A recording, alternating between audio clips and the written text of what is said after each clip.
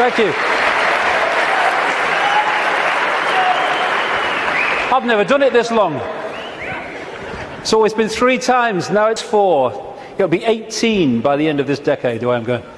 What I want to do now is just look in this section at where we are now and how it plays out in this 5-sense reality. We've come down the levels, now plays out here. Manipulation of 5-sense reality.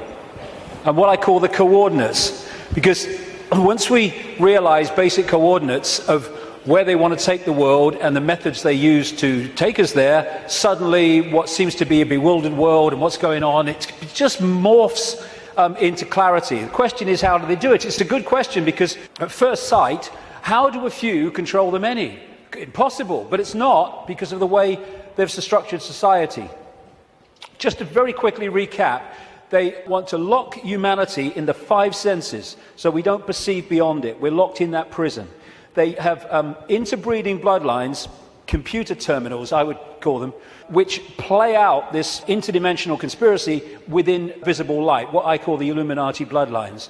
And they've set up a structure whereby the bloodlines who answer to the reptilian control system then control the governments, the people in power in all the various institutions.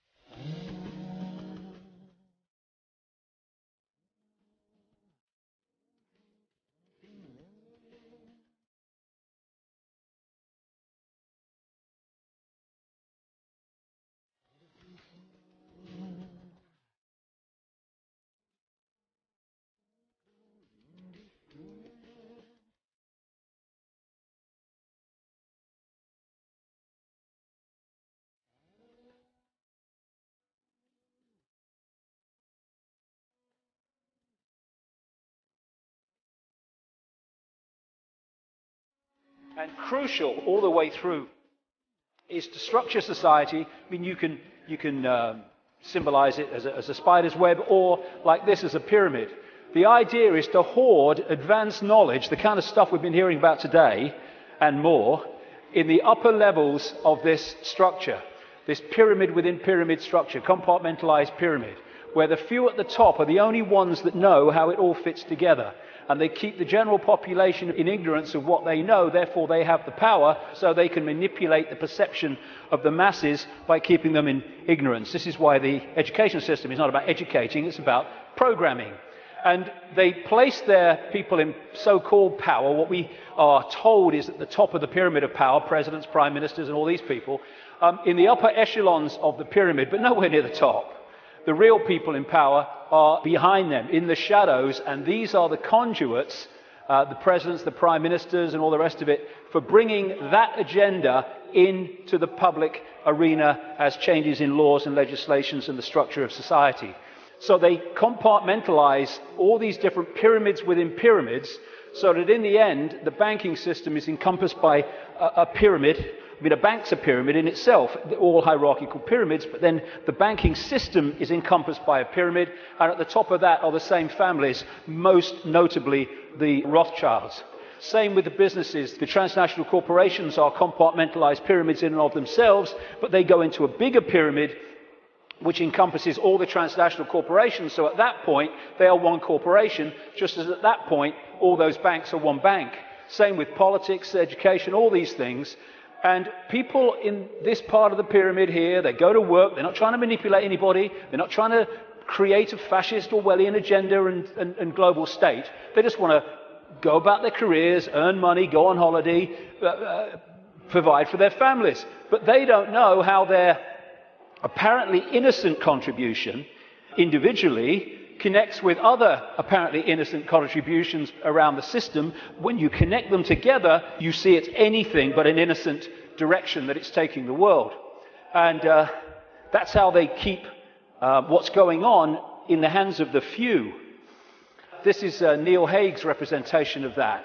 This is the general population, and these are the kind of dark-suit administrators of the system until you get up here to where the control system is. And most even here won't know that exists. Oh, I've just got this order from on high, I don't know where it's come from. Well, maybe we ought to bloody ask, instead of just doing it. And again, it can also be symbolized as the web, where these various strands, they're secret societies, semi-secret organizations, which go out and connect all these apparently unconnected countries, institutions, media organizations, banks, etc.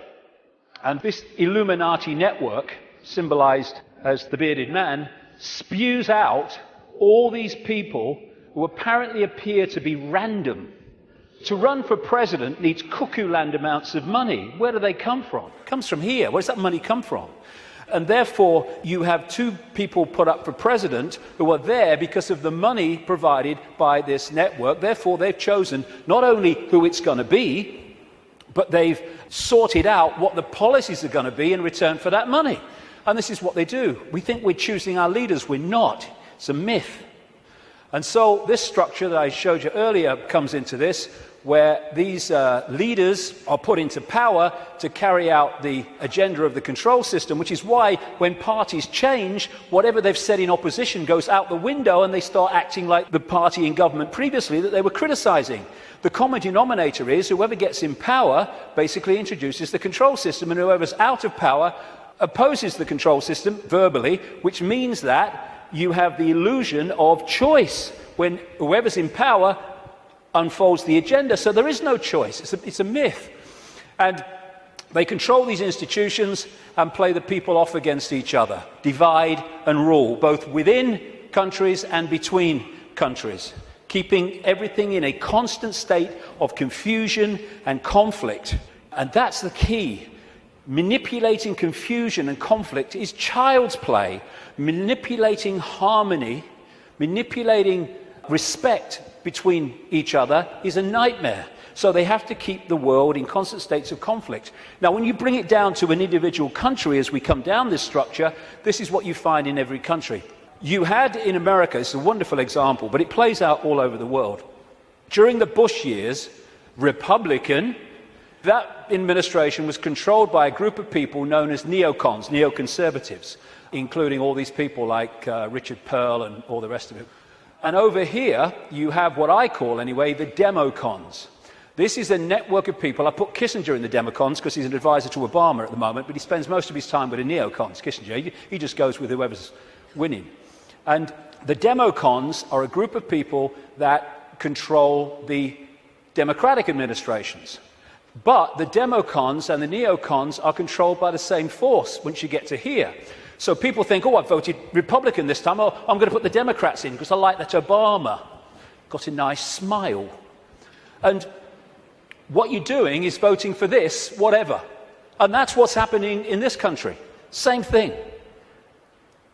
And so when people say Big Brother Bush or Big Brother Obama, no, it's not. These are just puppets. Dance. I said dance. When I say jump, I mean Olympic high jump record. This is the thing. You take one mask off, you put another mask on. And because it's a different mask, we think it's a different administration. We think controlled by different forces. No, no. And what you have is the movie playing out in the public arena, people who appear to be in opposition to each other when they're controlled by the same puppeteer. And once you look beyond the movie, that's when you start to see what's really happening in the world. So the cards are moved around in line with an agenda for the constant, incessant centralization of power.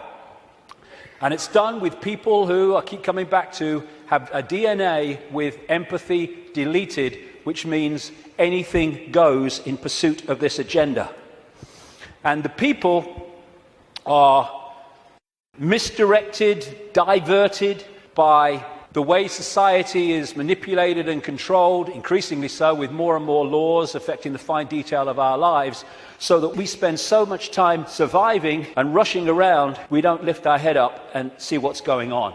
So puppet people are essential to the few controlling the world. And when we cease to be so, and it's happening more and more, then this will be over.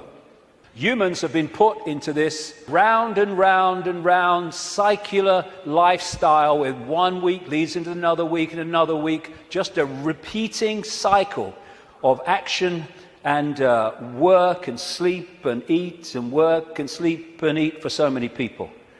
And this is the structure that they're moving towards. Why? Because when you're the few and you want to control the many, you have to centralize decision-making. The more diversity of decision-making there is, the less control any central point is going to have over it. So what you need to do is constantly centralize power, so control over more and more and more people goes into fewer and fewer hands. We started with a tribal situation a long time ago. The people in the tribe decided what was going to happen. We then brought, as part of this centralization, it's gone over at this whole period I'm talking about, the tribes came together into what we call nations. And now, a few people at the center of the nation are dictating to all the former tribes that make up that nation. We're now well into the next stage of that, which is bringing nations together under unions like the European Union, so a few people at the center are now dictating to all those nations which are made up of all those tribes before. And the next stage of that, which they're already preparing for, is to take us into a world government that would dictate to these unions that are building up, like the European Union, the American Union that they want via the North American Union, the Pacific Union, evolved out of organizations like APEC, Asia-Pacific Economic Cooperation, and the African Union, already in place, evolved out of the Organization of African Unity and other bodies. And what they done in many of these unions is start them off as free trade zones, just for jobs, that's all it is, no worries. And then they've turned them into fully fledged dictatorships, which is what happened in the European Union. And the reason is that you've got to centralize power if you want to get more and more control in the hands of the few over more and more people. Totalitarian tiptoe, as I call it, goes in conjunction with problem, reaction, solution. This is real simple. You start at A, you know you're going to Z, but you know if you go in a big leap, the change is going to be so big and so quick that people are going to go, what's happening? What's happening? Turn that television show off. What's happening? And so you go in steps, as big as you can get away with, but not so big that you get too much of a reaction. And as this quite rightly said, you really think it would be this obvious. Well, it's becoming that obvious now as we move along, but up to this point it hasn't been, unless you looked for it. The European Union was turned from a free trade zone, nothing to worry about, just for jobs, into what it is now, a centralized dictatorship, through the totalitarian tiptoe. And here is the founding father of the EU, as they call him, Jean Monnet, a Rothschild frontman. Europe's nations should be guided towards the superstate without their people understanding what is happening. This can be accomplished by successive steps, each disguised as having an economic purpose, but which will eventually and irreversibly lead to federation. And the word fascism, which comes from this symbol, the fasci, from the Roman Empire, is individuality tied together and ruled by the accent. The central point, European Union, precisely described. Globalization, which is the constant centralization of power, which is more and more power in the hands of fewer and fewer over more and more people. This is a totalitarian tiptoe. More and more, the globalized economy is taking over, so that every country is dependent on every other country, therefore has no power of individual action and individual decision-making. Free trade, which means freedom to exploit, which means you can get sweatshop workers here to make your stuff for a few cents, and then you ship it over here and you sell it for as much as you can get. It's called free trade. If everyone's in favor of free trade, you can't be against free trade. This is also part of this globalized centralization of power, which is designed to do this, and it increasingly is doing this. It means that if you're dependent within your country or your community on things outside of your influence, then everyone is dependent on everyone else, therefore has no self-sufficient ability to make decisions in their own lives and their own communities and their own countries. And the reason that they want to do this is they want to make everyone dependent on something outside their control, because dependency equals control. It's like abundance and scarcity. We live in a world which could be incredibly abundant. Nobody should be hungry on this planet, for goodness sake. Africa could feed the bloody world. It can't even feed itself. Why? Because of the manipulation of that continent by this crowd. And so we have all over the world, because there's no empathy, no consequences for them emotionally of their actions, we have manufactured scarcity. Because abundance equals choice equals freedom. Scarcity equals dependency equals control. And that's why we have manufactured dependency. We have people hungry in a world of plenty. Coordinate 3, the cement. There are certain organizations, networks, rings, that act as the cement that holds the web together and holds people within the web together. Close to the spider people are the Rothschilds. And when I talk about the Rothschilds, one thing, I'm not talking about all people called Rothschild. The vast majority of people called Rothschild won't have a clue what other Rothschilds in that dynasty are doing. And secondly, I don't even mean only people called Rothschild. I mean the Rothschild bloodline, which has infiltrated many other enormous numbers of other families and groups, which then come to power under other names other than Rothschild. Because if the president's Rothschild, a bloody guy here is Rothschild, the bloody newsreader's Rothschild, what's going on? Instead of that, you have people under different names. So I'm talking about the Rothschild bloodline and the scions of that family, the people that run that family. Not everyone called Rothschild. There's a lot of people in that family called Rothschild who don't have a clue what's going on. But they, through these various cements, control all these different and various apparently unconnected organizations. Now, one of the cements, of course, is the secret society network. That's pretty obvious when you look at it. And these are some of the major ones, but there are even more exclusive ones as well that operate in tiny, tiny cabals. But it's not just the secret society networks. They connect into the satanic networks, where they literally carry out human sacrifice and such horrors, which these bloodlines have been doing all the way through. Now, no one has a problem with the fact that then primitive ancients used to sacrifice people and torture people and all that stuff, but that was at one time kind of acceptable because it was the way they did things. As it's become unacceptable, it's still gone on, same bloodlines involved, but it goes on secretly, obviously. And this is the paedophile rings, the sexual child abuse rings, which connect into that and connect into that. That's not saying everyone in the secret society is a paedophile. It's not saying every Satanist is a paedophile. It's not saying every paedophile is a Satanist from every secret society. But there are rings, connections between these organizations and groups that hold them together. It's a bit like the Olympic rings. They connect into each other. And you find, this is why, as I researched this over these last 20 years, when I have researched through people in power like politicians and bankers and even some media people and stuff like that, you know, after this time of researching this and the recurring themes, that when you get far enough into it, you're going to come across a secret society, but you're almost certainly going to come across either or both Satanism and child abuse, sexual abuse, paedophilia. And there's a reason why the ratio of such people is massive in the upper echelons of this control structure than it is in the general population.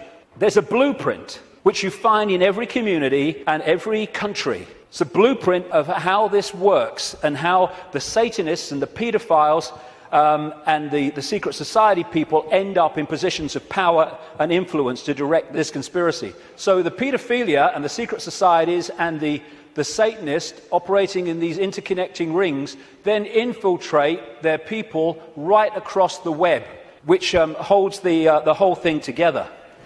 Now, Satanism is staggeringly common compared with the public perception of it. And there's a number of reasons for it. First of all, they're sacrificing people literally to the gods, the serpent gods.